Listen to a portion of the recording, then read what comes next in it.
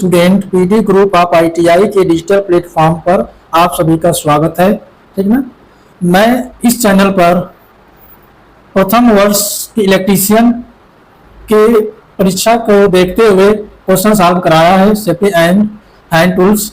इसके साथ साथ अब इस चैनल के माध्यम से मैं सेकेंड ईयर इलेक्ट्रीशियन का क्वेश्चन सॉल्व करेंगे। ठीक ना।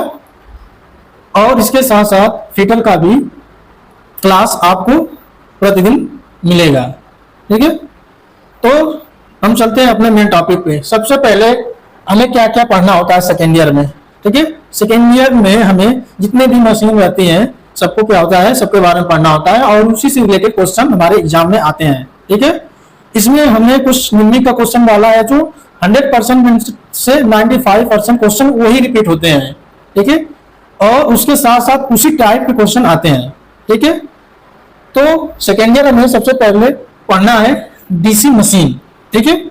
डीसी मशीन जैसे हम जानते हैं कि हमारे विद्युत से संबंधित कार्य करने के लिए दो विद्युतों की आवश्यकता होती है। ठीक है। पहला हमको चाहिए एसी। ठीक है। दूसरा हमारा होता है डीसी। क्या? डीसी। ठीक है।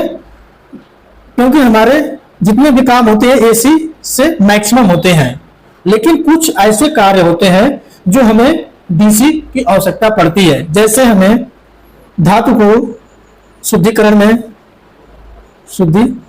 में कामा बैटरी चार्जिंग में तथा इलेक्ट्रोप्लेटिंग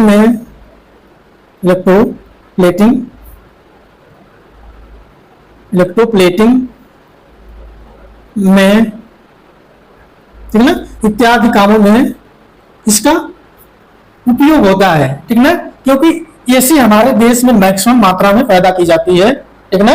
अभी तक हमारे देश में एसी 11 केवी तक पैदा किया जाता है। कहीं कहीं आपको मिलेगा 33 केवी, ये अदर देशों में मिलता है। ठीक ना। तो हम बात करते हैं सेकेंड ईयर में हमें डीसी मशीन के बारे में पढ़ना है। तो डीसी मशीन के बारे में सबसे पहले हम चर्चा करेंगे। ठीक है। डीसी मशीन होता क्या है? डीसी मशीन होता क्या है? डीसी क्या होता है सबसे पहले इसके बारे में जानेंगे। डीसी का पूरा नाम होता है डायरेक्ट करंट। क्या होता है? Direct current. इसको हिंदी में बोलते हैं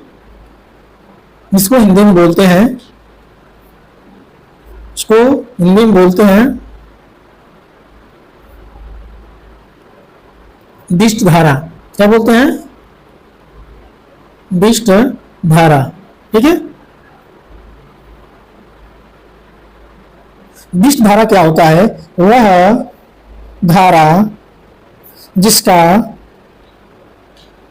जिसका मान वह दिशा दोनों नियत हो। क्या हो? दोनों नियत हो, उसे विद्युत धारा बोलते हैं। क्या बोलते हैं? विद्युत धारा बोलते हैं, उसे विद्युत धारा कहते हैं। अब इसको ग्राफ के माध्यम से देखेंगे। जैसे ये हमारा एक्स एक्सिस होता है, ये वाई एक्सिस होता है। एक मिनट, ये वाई एक्सिस होता है, ये वाई एक्सिस और ये एक्स एक्सिस। ठीक है। ये हमारा क्या है? कुछ इस टाइप का इसका ग्राफ बनता है। ठीक है। इसका ग्राफ बनता है। ठीक है। हम आगे चर्चा करते हैं डीसी मशीन। ठीक है। डीसी मशीन क्या होता है? यानी वह मशीन जिसके द्वारा हमें क्या हो, डीसी पैदा किया जाता है, उत्पन्न किया जाता है, उसे क्या बोलेंगे? DC machine. मान जिस मशीन के द्वारा हमें डीसी पैदा करने में आसानी हो, सुविधा हो। ठीक ना। उसे डीसी मशीन बोलते हैं। ठीक है। डीसी मशीन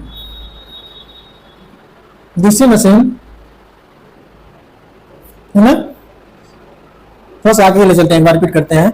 जैसे हमारे देश में एसी से जितनी मशीनें बहुत सारी चलाई जाती हैं, कुछ मशीनें ऐसे होती हैं या कुछ काम ऐसे होते हैं जहां पे हमें डीसी की आवश्यकता होती है। ठीक है। जैसे शुद्धिकरण, धातु शुद्धिकरण, बैटरी चार्जिंग में, इलेक्ट्रोप्लेटिंग इत्यादि जैसे कामों में डीसी का हम प्रयोग करते हैं। ठीक है। अब डीसी का पूर्ण नाम क्या होता है? Direct current. इसको हिंदी में बोलते हैं विद्युत धारा। ठीक है ना। विद्युत धारा किसे कहते हैं? वह धारा जिसका मान व दिशा दोनों नियत हो उसे विद्युत धारा कहते हैं। ठीक है, इसके बाद इसका ग्राफ हमने बना के दिखाया है कि इसका ग्राफ कैसा है, नियत है, कहीं पे क्या वेव या कहीं पे इसमें फ्लक्चुएशन नहीं दिख रहा है। इससे प्रतीत यह होता है कि विद्युत धारा हमारा कैसा होता है, नियत होता है। ठीक है, इसके बाद चलते हैं डीसी मशीन के बारे में। डीसी मशीन का कार्य सिद्धांत। डीसी मशीन फैराडे की इलेक्ट्रोमैग्नेटिक इंडक्शन के सिद्धांत पर काम करता है। ठीक है, किस पर? डीसी फैराडे की इलेक्ट्रोमैग्नेटिक इंडक्शन के सिद्धांत पर काम करता है। डीसी मशीन दो प्रकार का होता है। कौन कौन सा? पहला डीसी जनरेटर, दूसरा डीसी मोटर। ठीक है ना, डीसी मोटर। अब डीसी जनरेटर क्या होता है? डीसी जनरेटर मशीन के बारे में, डीसी जनरेटर जो डीसी पैदा करता है। ठीक है, जो डीसी पैदा करता है। ठीक है, डीसी पैदा करता है। अब इसके मुख्य भाग, ठीक है, इसके पहले कुछ इसके सिद्धांत देख लेते हैं। जैसे यह मशीन फैराडे के इलेक्ट्रोमैग्नेटिक इंडक्शन के सिद्धांत पर काम करता है। ठीक है, डीसी जनरेटर फ्लेमिंग के किस हस्त नियम पर काम करता है? ये आपका क्वेश्चन आता है इस टाइप पे। तो डीसी जनरेटर फ्लेमिंग के दाएं हस्त के नियम पर काम करता है। ठीक है, इसके बाद डीसी जनरेटर के मुख्य भाग, ठीक है, जैसे योग, छोटी योग का काम क्या होता है? इससे ये डीसी मशीन का बाहरी आवरण होता है और इसके अंदर जो भी स्टेटर वाइंडिंग किया जाता है, आर्मेचर किया जाता है। इसके बाद यानी कि आंतरिक भागों को जिस कवर द्वारा या जिस पार्ट द्वारा उसका सेफ्टी किया जाता है उसे योग बोलते हैं। योग का काम क्या होता है कि यह मैग्नेटिक फ्लक्स को रास्ता भी उपलब्ध कराता है। ठीक है ना, जो कैसा होता है, निम्न रिएक्टेंस होता है। ठीक है, छोटी मशीन का योग किसका बना होता है? क्वेश्चन आता है, कास्ट आयरन का बना होता है। ठीक है, इसी प्रकार बड़ी मशीन के लिए योग किसका बना होता है? हमारा कास्ट स्टील का बना होता है। किसका? कास्ट स्टील का बना होता है। ठीक है, इसके बाद आगे चलते हैं। अगला इसका मुख्य पार्ट क्या है? आर्मेचर। इसका आकार कैसा होता है? बेलनाकार होता है। ठीक है, इसको बनाने के लिए 0.35 से 0.5 mm सिलिकॉन स्टील के लेमिनेटेड पत्तियों को मिलाकर बनाया जाता है। ठीक है ना, सिलिकॉन स्टील के पत्तियों का इसलिए बनाया जाता है क्योंकि इसमें दो लॉसेस होता है। कौन कौन सा? आयरन लॉसेस और कॉपर लॉसेस। तो जो हम ये लेमिनेटेड करते हैं किस लिए? आयरन लॉसेस को बचाने के लिए। किसको? आयरन लॉसेस को बचाने के लिए। देखिए, कॉपर हानि। आयरन लॉस में कौन कौन से आते हैं? जैसे इसमें पहला आएगा एडी करंट, एडी करंट हानि। दूसरा हमारा आ जाएगा हिस्टैरिसीस।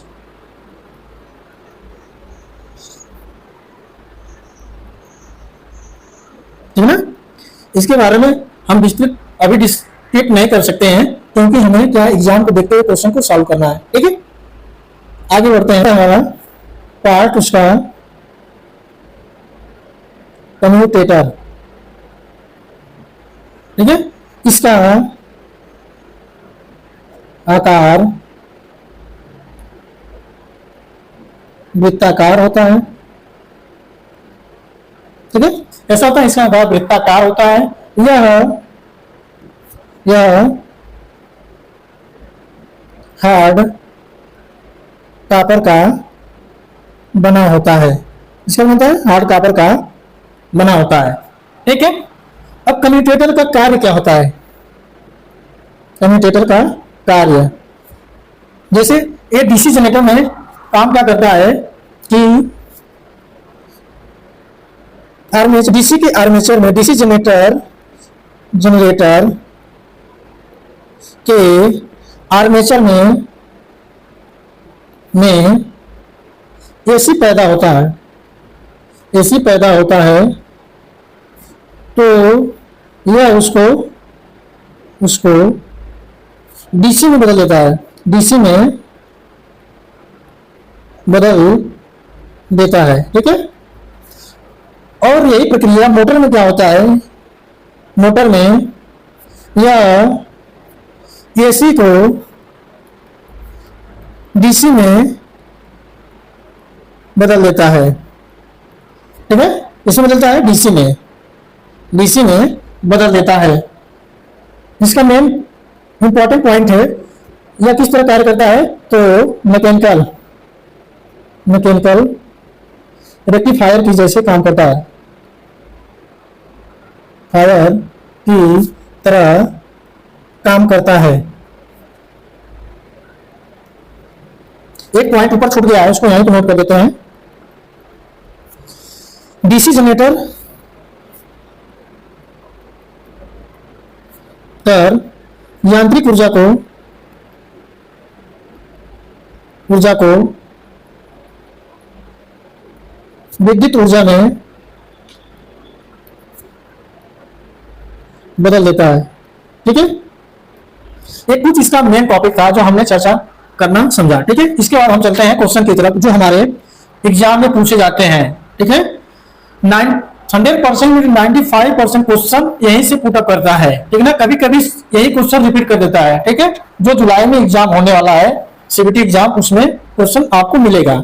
ठीक है, डीसी पहला क्वेश्चन है, डीसी जनरेटर में जो एक्स के रूप में चिन्हित भाग का नाम क्या है। ठीक है, इसमें जो एक्स डिनोट कर रहा है इसका नाम पूछा, ये होता क्या है। ठीक है, ये हमारा क्या है, कम्यूटेटर। क्या है, कम्यूटेटर इसको बोलते हैं। क्या, कम्यूटेटर। ठीक है, इसके बाद हमने बता रखा है, अभी चर्चा किया है, कम्यूटेटर किसका बना होता है, हार्ड्रॉन कॉपर का बना होता है। ठीक है, तो इसमें चिन्हित भाग का नाम पूछ रहा है। ऑप्शन ए दे रखा है आर्मेचर कोर, ऑप्शन बी दे रखा है ब्रश, ऑप्शन सी दे रखा है कम्यूटेटर राइजर। ठीक है, ऑप्शन डी दे रखा है कम्यूटेटर सेगमेंट। ठीक है, तो इसमें इस क्वेश्चन का आंसर क्या होगा, कम्यूटेटर राइजर। अब राइजर क्या होता है, जैसे जब हम कम्यूटेटर को लेंगे तो इसके जो वाइंडिंग यानी आर्मेचर की तरफ होता है उस पर इस टाइप के उठे हुए भाग रहते हैं। ठीक है ना, उठे हुए उभरे हुए भाग, इसे क्या बोलते हैं हम, राइजर बोलते हैं। क्या, राइजर। अब जो आर्मेचर आता है, जो उसका कॉइल आता है, पे क्या करते हैं हम, सोल्ड करते हैं। क्या करते हैं, सोल्ड करते हैं, तब जाके हमारा क्या आर्मेचर का पूरा क्लोज पाथ बनता है। समझ गए ना। इसके बाद आगे चलते हैं, क्वेश्चन नंबर 2, डीसी जनरेटर का नाम क्या है। ठीक है, डीसी जनरेटर का नाम क्या है। पहला ऑप्शन यानी ए ऑप्शन दे रखा है differential long shunt compound generator, option B differential लघु शन यौगिक जनरेटर, सी ऑप्शन दे रखा है संचाई लंबी शंट यौगिक जनरेटर, डी ऑप्शन दे रखा है संचाई लघु शंट यौगिक जनरेटर।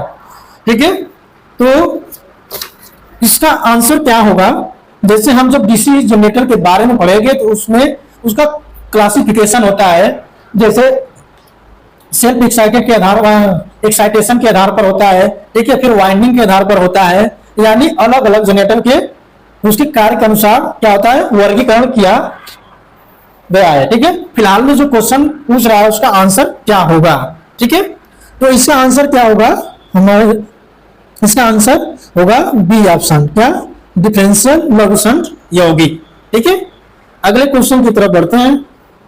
क्वेश्चन नंबर 3, जनरेटर में प्रेरित ईएमएफ की दिशा ज्ञात करने के लिए किस नियम का उपयोग किया जाता है। ठीक ना, यानी जब डीसी जनरेटर हमारा स्टार्ट हो जाता है तो जो उसके आर्मेचर में ईएमएफ यानी जो विद्युत पैदा होता है तो उसको किस नियम से हमें पता किया जाता है। ठीक है, सबसे पहले हम बैक ईएमएफ क्या होता है, जो बोल रहा है कि प्रेरित ईएमएफ, इसको बोलते हैं बैक ईएमएफ। क्या, बैक ईएमएफ या induce EMF, sorry induce EMF. ठीक है ना, जो आर्मेचर में हमारा जो विद्युत पैदा होता है उसको कैसे हमें पता करेंगे कि इसमें बिजली पैदा हो रहा है, विद्युत पैदा हो रहा है, किस नियम के माध्यम से। ऑप्शन दे रखा है आपका ए ऑप्शन कार्क स्क्रू नियम, ऑप्शन बी दे रखा है दाहिने हाथ की हथेली नियम, ऑप्शन सी दे रखा है फ्लेमिंग के बाएं हाथ का नियम, ऑप्शन डी दे रखा है फ्लेमिंग के दाहिने हाथ का नियम। ठीक है, जो फ्लेमिंग के दाहिने हाथ का नियम इस क्वेश्चन का आंसर होगा। ठीक है, क्या होगा कि डीसी जनरेटर में प्रेरित ईएमएफ की दिशा ज्ञात करने के लिए फ्लेमिंग के दाहिने हाथ का नियम हम उपयोग करते हैं या प्रयोग या उसके माध्यम से पता करते हैं। ठीक है, कुछ हम बताना चाहेंगे, जैसे इसमें दिया फ्लेमिंग के बाएं हाथ का नियम, कहाँ इसका प्रयोग किया जाता है। यह नियम डीसी मोटर में प्रयोग करते हैं। ठीक ना, प्रयोग किया जाता है, और ये हमारा कहाँ, डीसी जनरेटर में, कहाँ, डीसी जनरेटर में इसका उपयोग होता है। ठीक है, या इसके माध्यम से हम पता करते हैं कि हमारा डीसी जनरेटर में ईएमएफ पैदा हो रहा है या नहीं। ठीक है, इसको हम फिगर के माध्यम से भी बताएंगे। ठीक है, और सेकेंड ईयर का परीक्षा जुलाई में होने वाला है, तो मैं यही बार बार बोलूंगा कि जितना भी वीडियो आपको प्राप्त हो रहा है उसको अच्छे से देखिए, और जो भी क्वेश्चन सॉल्व हम कर रहे हैं, ठीक है, उसको अच्छे से समझिए, क्योंकि आपको एग्जाम में एग्जैक्ट ऐसा ही क्वेश्चन मिलता है। इसी टाइप्स का कभी कभी एक क्वेश्चन बार बार निम्न क्या करता है, रिपीट करता है। ठीक है, क्वेश्चन नंबर 4 की तरफ बढ़ते हैं। ठीक है, डीसी जनरेटर में उत्पन्न ईएमएफ की गणना करने के लिए किस सूत्र का उपयोग किया जाता है? हाँ, डीसी जनरेटर में या डीसी मोटर में फार्मूला के माध्यम से पता किया जाता है कि कितना वोल्टेज हमें मिल रहा है या कितना वोल्टेज हमें डीसी मोटर में देना हो। ठीक है, तो ऑप्शन ए दे रखा है उत्पन्न ईएमएफ 5 अपान के 60 वोल्ट। ऑप्शन बी दे रखा है कि उत्पन्न ईएमएफ 5 ए अपान के 60 पी वोल्ट। ऑप्शन सी दे रखा है जनरेटेड ईएमएफ या उत्पन्न ईएमएफ 5 अपान के 60 ए। ऑप्शन बी दे रखा है उत्पन्न ईएमएफ को 5 अपान के 60 ए। ठीक है, ये हमारा कब होगा? जब हमारा लैप वाइंडिंग होता है। कब? Lap winding. ठीक है, लैप वाइंडिंग क्या होता है? जब हमारा लैप वाइंडिंग, तो उस टाइम हमारा फार्मूला क्या लगता है? ए लगता है। ठीक है, लेकिन इसमें स्पेशली नहीं पूछा है, तो हमारा आंसर क्या होगा? 5 अपान के 60 है। ठीक है, अब एक चीज हमने यहां पर चर्चा किया, लैप और वेव। लैप जब हम आर्मेचर की वाइंडिंग करते हैं तो हम उसमें लैप वाइंडिंग, दूसरा वेव वाइंडिंग का उपयोग करते हैं। ठीक है ना, इसका उपयोग कब करते हैं? जब हमें अधिक करंट, क्या अधिक करंट तथा निम्न वोल्टेज प्राप्त करना हो। निम्न वोल्टेज प्राप्त करना हो। ठीक है, इसमें ए बराबर पी, जितना पोल होगा उतना पाथ होगा। क्वेश्चन में आता है कि लैप वाइंडिंग में कितना जितना पोल होता है और कितना पाथ होता है। तो क्वेश्चन आता है लैप वाइंडिंग में कितना पाथ होता है और कितना पोल होता है, तो हमेशा बराबर होता है। अब आते हैं वेव वाइंडिंग। वेव वाइंडिंग का प्रयोग वहां करते हैं जहां हमें अधिक वोल्टेज तथा निम्न धारा प्राप्त करना होता है। ठीक है ना। अब इसमें क्या होता है? ए बराबर, ठीक ना, तो हम कहां पे करते हैं? जहां हमें अधिक वोल्टेज और निम्न धारा की आवश्यकता होती है। इसमें क्या होता है? E बराबर 2। ठीक है, होता है। अगले क्वेश्चन की तरफ चलते हैं। क्वेश्चन नंबर 5, ईएमएफ की गणना करने का सूत्र क्या है एक डीसी मोटर में? ठीक है, वो डीसी जनरेटर का था, लेकिन ये हमारा क्या है? डीसी मोटर का पूछ रहा है। ठीक है, तो ऑप्शन दे रखा है आपका ईबी का मतलब बैक ईएमएफ। क्या होता है? इसको बोलते हैं बैक ईएमएफ। ठीक है, इसका मात्रक होता है वोल्ट होता है। ठीक है, ऑप्शन ए दे रखा है V by I A R A. ठीक है, ऑप्शन बी दे रखा है EB equal to V into I A R A. ठीक है, ऑप्शन सी दे रखा है EB equal to V minus I A R A. ठीक है, ऑप्शन डी दे रखा है EB equal to V plus I A R A. ठीक है, तो हमारा जो मोटर के केस में ईएमएफ का सूत्र क्या होता है? हमारा EB equal to V minus I A R A. ठीक है ना, ये हमारा किस केस में होता है? मोटर के केस में होता है। ठीक है, लेकिन जनरेटर के केस में कौन सा हो जाएगा? ईबी बराबर V plus I A R A volt. ठीक है, किस केस में है? डीसी जनरेटर में। ठीक है, ये होता है। अगले क्वेश्चन की तरफ बढ़ते हैं। ठीक है, डीसी जनरेटर में यक्स के रूप में चिन्हित भाग का नाम क्या है? डीसी जनरेटर में यक्स के रूप में चिन्हित भाग का नाम क्या है? ठीक है, ऑप्शन ए दे रखा है क्या, ध्रुव नोक, पोल टिप, ऑप्शन बी पोल कॉइल, ध्रुव कुंडली कुंडली, ऑप्शन सी पोल कोर, ऑप्शन डी पोल शू। ठीक ना, तो क्या दे रखा है हमारा, यह इसका आंसर क्या होगा, पोल शू। ठीक ना, पोल शू।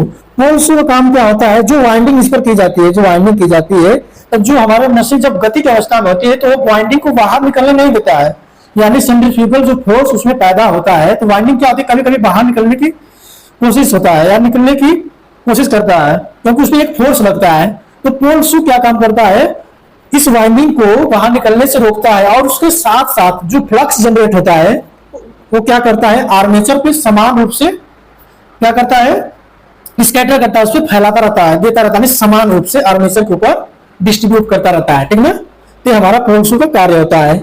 अगले क्वेश्चन की तरफ चलते हैं, सेकेंडरी वाले। इस वीडियो को अच्छे से देखेंगे और क्वेश्चन जैसे हम सॉल्व कर रहे हैं और इसको ध्यान से समझेंगे, क्योंकि एग्जाम में आपका ये क्वेश्चन 95% रिपीट होता है। कभी कभी क्वेश्चन इसी पैटर्न में बस उसका लैंग्वेज चेंज करके क्वेश्चन पूछ लेता है।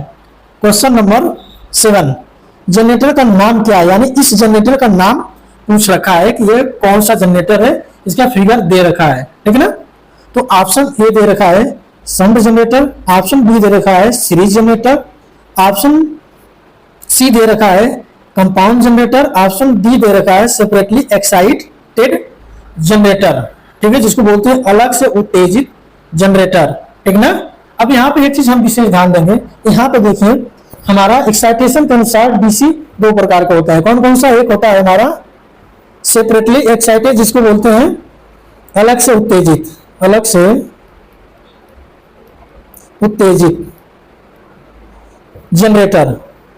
ठीक है, दूसरा क्या होता है हमारा सेल्फ एक्साइटेड, जो स्वयं से उत्तेजित होता है, यानी अपने जो विद्युत पैदा होता है उसी से क्या होता है, उत्तेजित होता है। अब इसको हम पहचानेंगे कैसे, इसके पहचानने का तरीका यह होता है कि जो इसकी फील्ड वाइंडिंग होती है, इसमें हम क्या करते हैं, डीसी सोर्स देते हैं। देखो यहाँ पे डीसी सोर्स, अगर कोई जनरेटर है तो उसमें हम बाहरी सोर्स दे रहे हैं उसको फील्ड को एक्साइटेशन करने के लिए, तो हमारा कौन सा जनरेटर हो जाएगा, सेपरेटली एक्साइटेड, यानी एक दूसरे सोर्स से जब हम किसी जनरेटर के फील्ड को एक्साइट करते हैं तो हमारा कौन सा जनरेटर होता है, अलग से उत्तेजित जनरेटर। लेकिन जो जनरेटर अपने द्वारा पैदा किया गया वोल्टेज से ही क्या होता है, उत्तेजित होता है, वो हमारा सेल्फ एक्साइटेड जनरेटर होता है। इसमें हम बाहरी सप्लाई उसको फील्ड को नहीं देते हैं। तो इस क्वेश्चन के अनुसार हमारा आंसर क्या होगा, अलग से उत्तेजित जनरेटर। ठीक है, इसी तरह हम अगले क्वेश्चन की तरफ बढ़ते हैं। ठीक है, क्वेश्चन नंबर 8, जनरेटर द्वारा किस ऊर्जा को विद्युत ऊर्जा में परिवर्तित किया जाता है। ऑप्शन ए हीट उष्मा, ऑप्शन बी गतिशील उष्मा, ऑप्शन सी केमिकल रासायनिक, ऑप्शन डी यांत्रिक ऊर्जा। ठीक है, यांत्रिक ऊर्जा कुछ इसमें हम बताना चाहेंगे। ठीक है, कुछ इसमें हम बताना चाहेंगे, जैसे पहला इसमें यानी उष्मा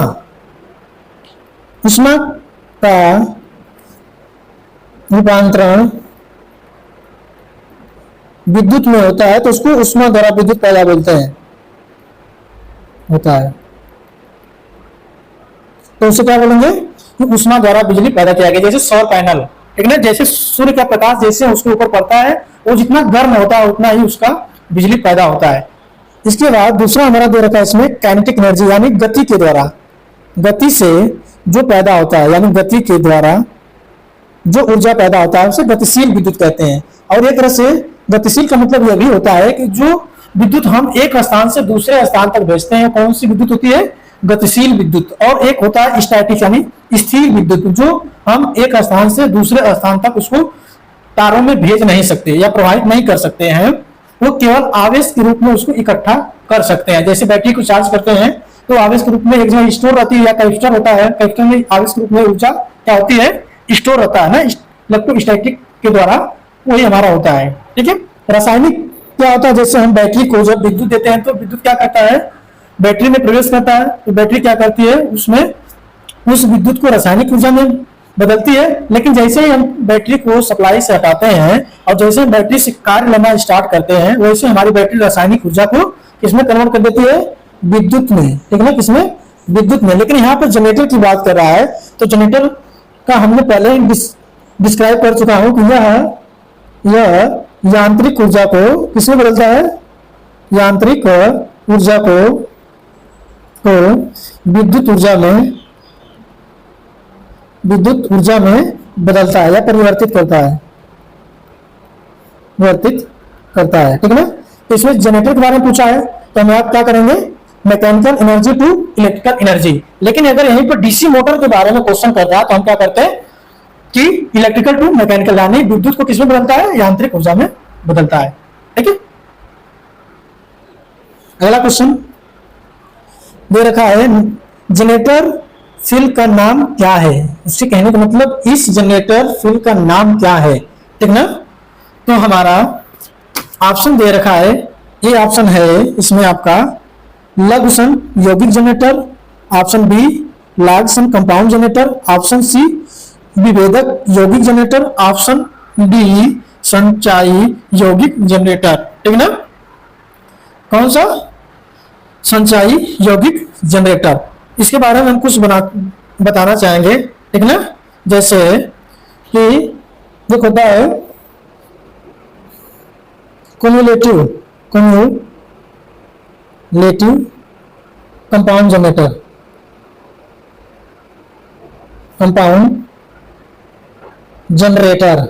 ठीक है। इसमें क्या होता है, हम फ्लक्स के माध्यम से समझाना चाहेंगे। जो इसके स्टेटर और आर्मेचर में जो फ्लक्स पैदा होता है वो एक दूसरे की क्या करता है, सहायता करता है, ठीक ना। क्या करता है, क्युमुलेटिव कंपाउंड में जो फ्लक्स जनरेट होता है वह आर्मेचर के साथ स्टेटर फ्लक्स का क्या करता है, सहायता करता है, ठीक है। और दूसरा हमारा क्या होता है, differential compound generator, differential compound generator. इसमें जो फ्लक्स पैदा होता है फील्ड और आर्मेचर में, यह एक दूसरे क्या होता है, एक दूसरे का विरोध करता है, ठीक ना। इसी वजह से इस जनरेटर का उपयोग हम कम से कम करते हैं, किस जनरेटर का, डिफरेंशियल कंपाउंड जनरेटर का। अब इसमें देखेंगे हम कि इस फ्लक्स के माध्यम से हम पता करेंगे कि ये कौन सा फील्ड है। देखो इसमें एरो के माध्यम से दिखाया गया है, यहाँ पे फील्ड जा रहा है, ठीक। और यहाँ पे भी हमारा क्या है, फील्ड यहाँ निकल रहा है लेकिन यहाँ से एंट्री कर रहा है, ठीक है, यहाँ से निकलेगा। इससे पता चलता है कि हमारा फील्ड क्या कर रहा है, फ्लक्स एक दूसरे का सहायता कर रहा है। तो इससे इस क्वेश्चन का आंसर हमारा क्या होगा, 9 का डी ऑप्शन होगा। क्वेश्चन नंबर 9 का डी ऑप्शन होगा। अगले क्वेश्चन की तरफ बढ़ते हैं। क्वेश्चन नंबर 10, डीसी जनरेटर का सिद्धांत क्या है। हमने स्टार्टिंग में ही कुछ इंपॉर्टेंट टॉपिक पर चर्चा कर चुका हूं जो वही क्वेश्चन में आ रहे हैं आपको, इसीलिए हमने पहले ही बता रखा है कि जो मेन टॉपिक है हम उसको पहले समझाने की कोशिश किया है, ठीक है, क्योंकि ऐसे ही क्वेश्चन बन के आपको एग्जाम में पूछ लेता है, ठीक है। ऑप्शन ए दे रखा है कार्क स्क्रू नियम, ऑप्शन बी दे रखा है फ्लेमिंग के बाएं हाथ का नियम, ऑप्शन सी दे रखा है फ्लेमिंग के दाहिने हाथ का नियम, ऑप्शन डी दे रखा है विद्युत का फैराडे का विद्युत चुंबकीय प्रेरण नियम, ठीक है, ये दे रखा है। तो हमने पहले ही चर्चा कर चुका है, उस टॉपिक के अनुसार हमारा आंसर क्या होगा कि डीसी जनरेटर किस सिद्धांत पर काम करता है, फैराडे का विद्युत चुंबकीय प्रेरण नियम पर काम करता है, ठीक है। हमने आज 10 क्वेश्चन कराया। इसी तरह हम अगले वीडियो में बाकी जितने एग्जाम में पूछे जाने वाले क्वेश्चन हैं इसी तरह हम कराते रहेंगे। आप लोग से यही है उम्मीद कि आप लोग इस वीडियो को अच्छे से देखिए और इसमें जो भी पढ़ाया जा रहा है उसको अच्छे से सीखिए। इसके साथ साथ शेयर भी कीजिए और सब्सक्राइब भी कीजिए, ठीक है। सब्सक्राइब के साथ साथ लाइक भी कीजिए, ठीक है। Thank you for watching.